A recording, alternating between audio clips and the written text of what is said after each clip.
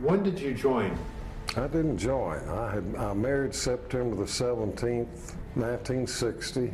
I was drafted December the 24th, 1960. Oh boy. Just a few months later. So now you get drafted. What are you thinking? I'm saying they won't take me. We had to go to Dallas for physicals. I said, they won't take me. I said, I'm married and they want the big boys, you know. And she cried and cried, and I remember getting on that bus and driving to Dallas and taking that physical.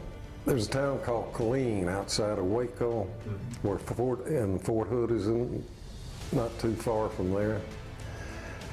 And I got off that night at 10:30 at night. Hadn't eaten all day. Got off the bus and a little old sergeant stood on both my feet, cussed me up from one side up and down and said, "You're mine."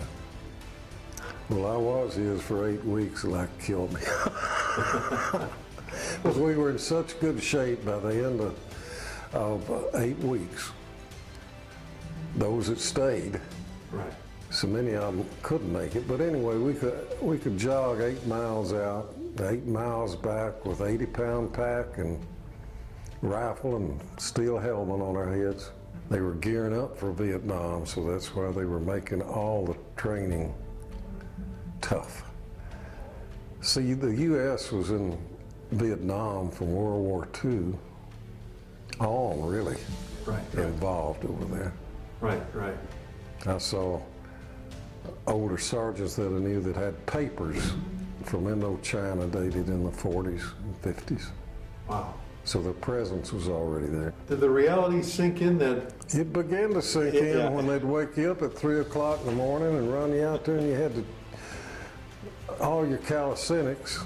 And then if you couldn't chin 15 times, you didn't eat.